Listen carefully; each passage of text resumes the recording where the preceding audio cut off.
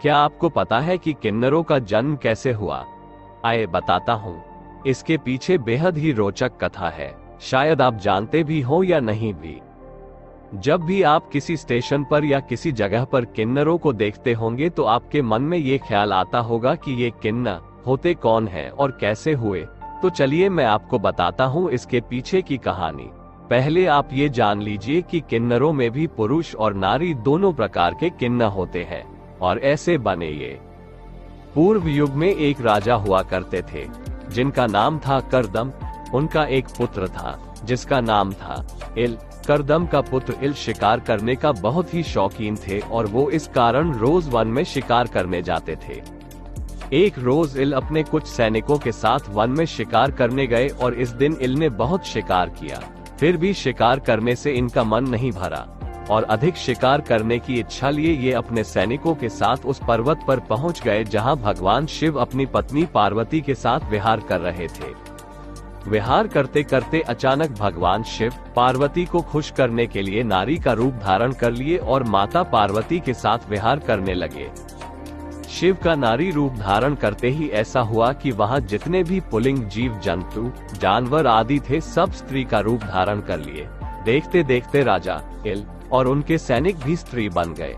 खुद को स्त्री रूप में देखकर इल और सैनिक अचंभे रह गए।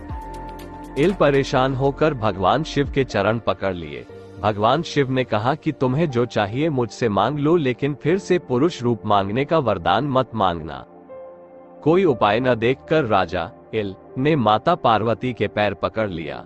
माता पार्वती को इल पर दया आ गई और उन्होंने कहा कि पूरा पुरुषत्व मैं तुम्हें नहीं लौटा सकती, मैं आधा पुरुषत्व ही तुम्हें दे सकती हूँ, क्योंकि आधे पुरुषत्व के स्वामी तो शिव है। इसलिए आधा तुम्हें स्त्री रूप धारण करके और आधा पुरुष रूप धारण करके रहना पड़ेगा। तो तुम बताओ कितना समय स्त्री रहना चाहते हो और कितना समय पुरुष? तब स्त्री बने राजा इल ने कहा कि मैं 1 महीना स्त्री और 1 महीना पुरुष का रूप धारण करके रहना चाहता हूँ। पार्वती ने कहा तथास्तु, लेकिन ये भी कहा कि जब तुम पुरुष रूप में रहोगे तो तुम्हें तुम्हारे स्त्री जीवन का कुछ भी याद नहीं रहेगा और जब स्त्री रूप में रहोगे तो पुरुष जीवन का कुछ भी याद नहीं रहेगा। इस तरह राजा इल 1 माह तक इल और 1 माह तक इला रहने का वरदान पा लिए, लेकिन उनके सैनिक स्त्री रूप में ही रह गए। कहते हैं कि एक दिन इला अपनी स्त्री सैनिकों के साथ कहीं जा रही थी। तभी उन्हें रास्ते में चंद्रमा का पुत्र मिला और पास के ही एक पर्वत पर उन्हें रहने के लिए कहा और उन्होंने ये भी कहा कि तुम सभी स्त्रियां आगे चलकर किमपुरुषी रूप धारण कर लोगी। दोस्तों, तभी से किन्नरों का जन्म हुआ। कैसी लगी आपको किन्नरों की उत्पत्ति की कहानी? हमें जरूर बताइए।